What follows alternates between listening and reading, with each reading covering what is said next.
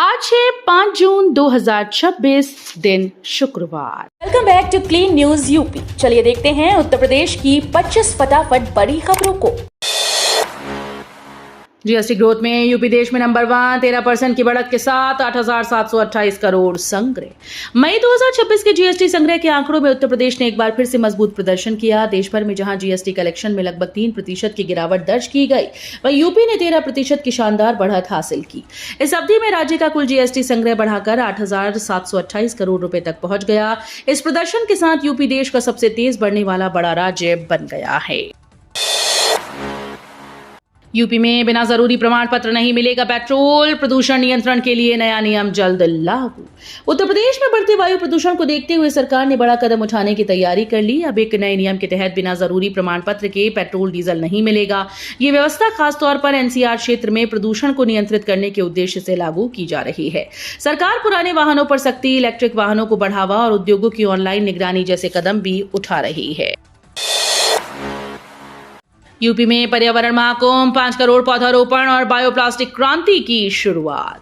विश्व पर्यावरण दिवस के अवसर पर उत्तर प्रदेश में पर्यावरण संरक्षण का बड़ा महाअभियान शुरू होने जा रहा है। एक पेड़ माह के नाम अभियान के तहत पूरे राज्य में एक ही दिन में 5 करोड़ पौधे लगाने का लक्ष्य रखा गया। मुख्यमंत्री योगी आदित्यनाथ कुकरेल वन क्षेत्र से इस कार्यक्रम की शुरुआत करेंगे।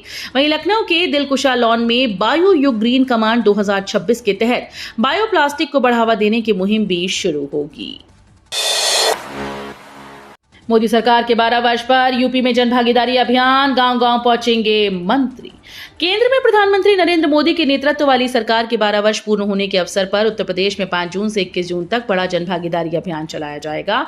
इस दौरान मंत्री गांव-गांव जाकर सरकार की उपलब्धियों को जनता तक पहुंचाएंगे। मुख्यमंत्री योगी आदित्यनाथ ने तैयारियों की समीक्षा करते हुए एक पेड़ माह के नाम अभियान के तहत 5 करोड़ पौधे लगाने के निर्देश दिए। जनसंवाद, चौपाल, रात्रि प्रवास और जनकल्याणकारी शिविरों के जरिए योजनाओं का प्रचार प्रसार किया जाएगा। यूपी बोर्ड परीक्षा 2026 इंप्रूवमेंट और कंपार्टमेंट के लिए आवेदन शुरू, 27 जून अंतिम तिथि।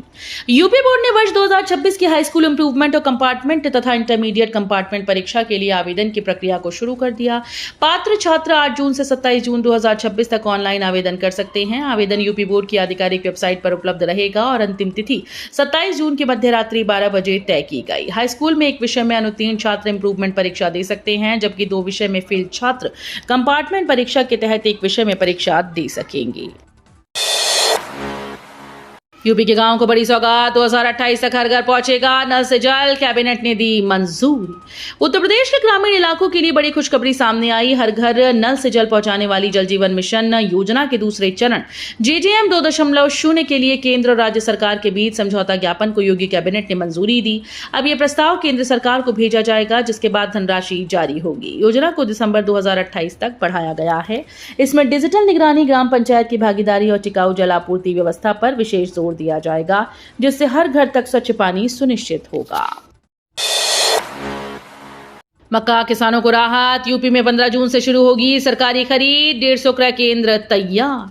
उत्तर प्रदेश के मक्का किसानों के लिए बड़ी राहत की खबर है। राज्य सरकार ने मक्का खरीद अभियान को मंजूरी दी, जिसके तहत 15 जून से 31 जुलाई तक सरकारी खरीद की जाएगी। किसानों को अपनी उपज बेचने के लिए सुनिश्चित बाजार मिलेगा और उन्हें बेहतर कीमत मिलने की उम्मीद है। सरकार ने प्रदेश के 25 जिलों में 150 क्रय केंद्र स्थापित किए हैं।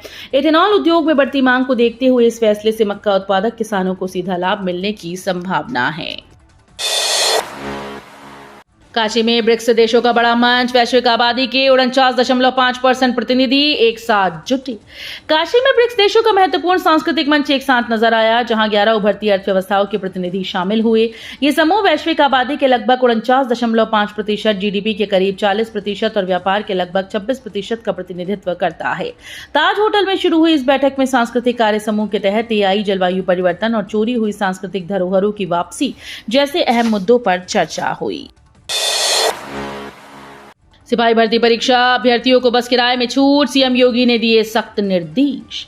उत्तर प्रदेश में सिपाही बनने का सपना देख रहे लाखों अभ्यर्थियों के लिए बड़ी राहत की खबर है। मुख्यमंत्री योगी आदित्यनाथ ने आरक्षी नागरिक पुलिस भर्ती परीक्षा को लेकर अहम निर्देश दिए।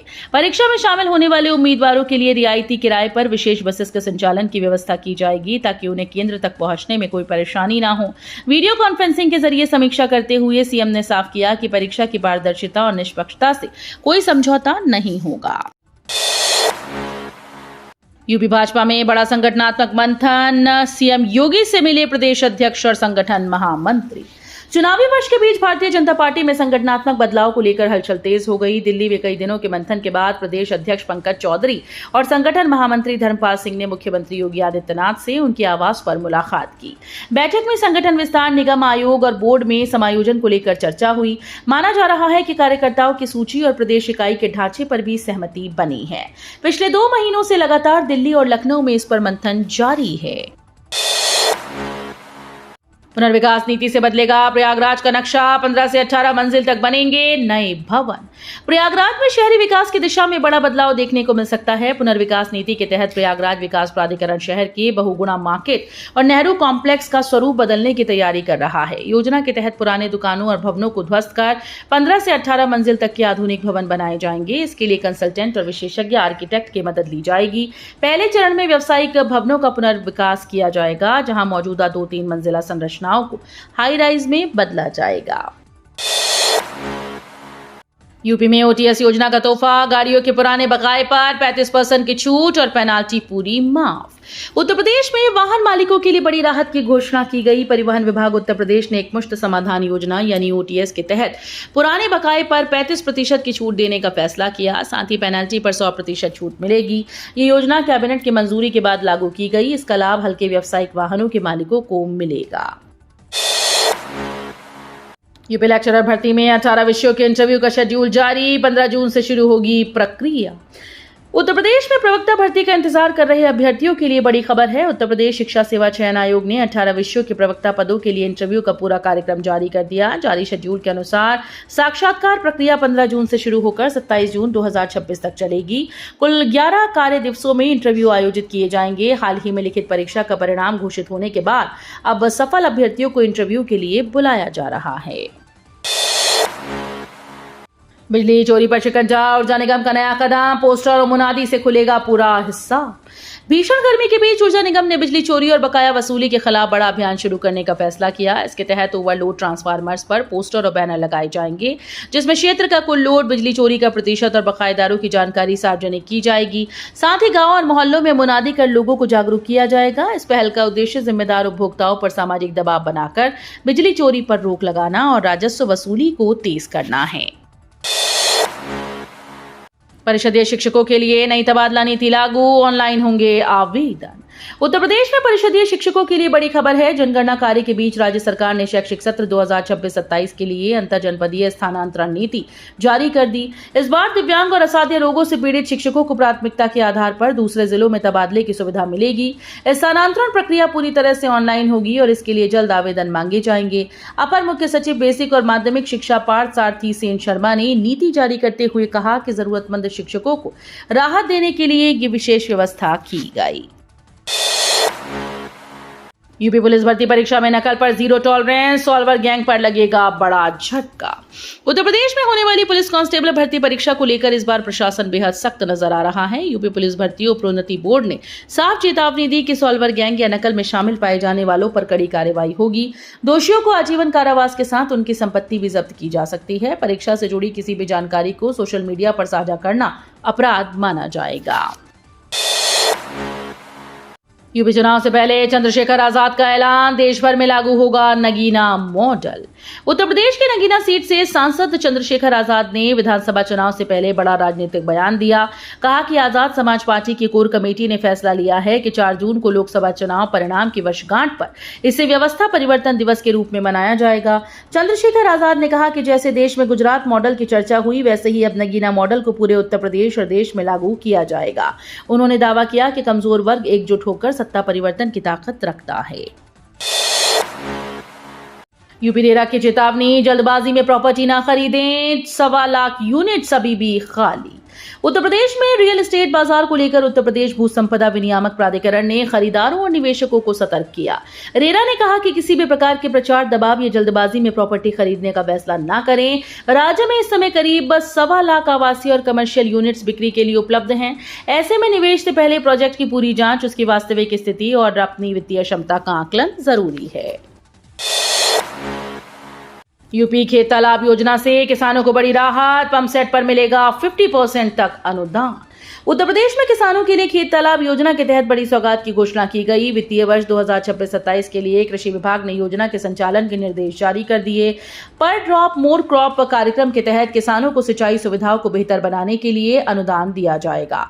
इलेक्ट्रिक या डीजल पंप सेट पर भी 50% तक सब्सिडी मिलेगी। योजना में लघु सीमांत और अनुसूचित जाति जनजाति के किसानों को प्राथमिकता दी जाएगी। यूपी में खेत बचाओ अभियान शुरू, जैविक खेती और संतुलित उर्वरक उपयोग पर जोर। उत्तर प्रदेश कृषि विभाग ने रासायनिक उर्वरकों पर निर्भरता कम करने और प्राकृतिक खेती को बढ़ावा देने के लिए खेत बचाओ अभियान की शुरुआत की। यह अभियान 30 जून तक चलेगा, जिसमें किसानों को मिट्टी, पानी और फसलों के संरक्षण के साथ संतुलित उर्वरक उपयोग के लिए जागरूक किया जाएगा। अभियान का उद्देश्य किसानों को जैविक खाद और पारंपरिक तकनीकों के समन्वित उपयोग के लिए प्रेरित करना है। इसके तहत गांव-गांव में जागरूकता कार्यक्रम, प्रशिक्षण शिविर, किसान गोष्ठियां और खेत प्रदर्शन आयोजित किए जाएंगे। कमलापुर पीएचसी में अंधेरे में इलाज, मोबाइल टॉर्च की रोशनी में हो रहे प्रसव, व्यवस्था पर सवाल। सीतापुर के कमलापुर प्राथमिक स्वास्थ्य केंद्र में स्वास्थ्य सेवाओं की गंभीर लापरवाही सामने आई। यहां बिजली जाते ही पूरा अस्पताल अंधेरे में डूब जाता है, क्योंकि जनरेटर और इन्वर्टर की कोई व्यवस्था नहीं। नतीजतन गर्भवती महिलाओं का प्रसव मोबाइल और टॉर्च की रोशनी में कराया जा रहा है। इससे संक्रमण और जटिलताओं का खतरा बढ़ गया। बताया जा रहा है कि अस्पताल का सोलर पैनल लंबे समय से खराब पड़ा है। इस अव्यवस्था से मरीजों और तीमारदारों को भारी परेशानियों का सामना करना पड़ रहा है। यूपी चुनाव में उतरेगी कॉकरोच जनता पार्टी, प्रवक्ता सौरभ दास ने साफ किया रुख।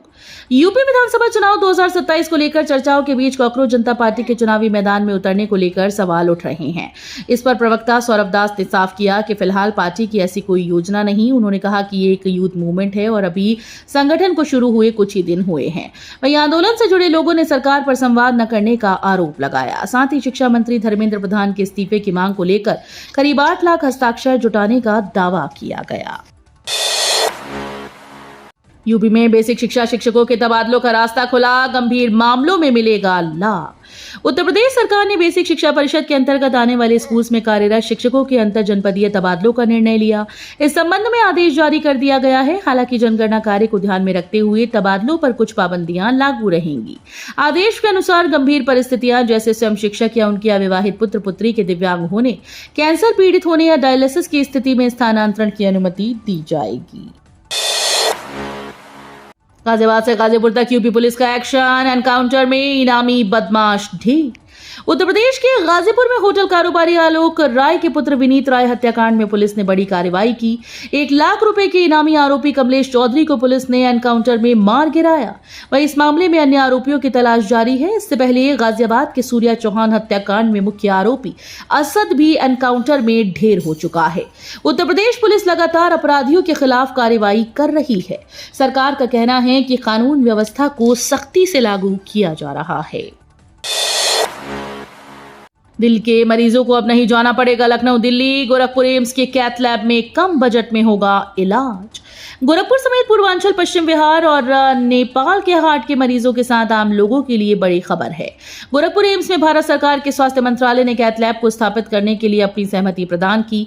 इसकी स्थापना पर करीब 13 करोड़ 8 लाख रुपए खर्च होंगे। ये पूरा बजट स्वास्थ्य मंत्रालय देगा, जिसके बाद इसकी स्थापना से हार्ट के मरीजों में स्टंट लगाया जा सकेगा। खास बात यह है कि ऐसे मरीजों को अब लखनऊ और दिल्ली का चक्कर नहीं लगाना होगा। तो ये थी आज की 25 फटाफट बड़ी खबरें। अगर आपको न्यूज पसंद आई हो तो वीडियो को लाइक और शेयर जरूर करें। धन्यवाद।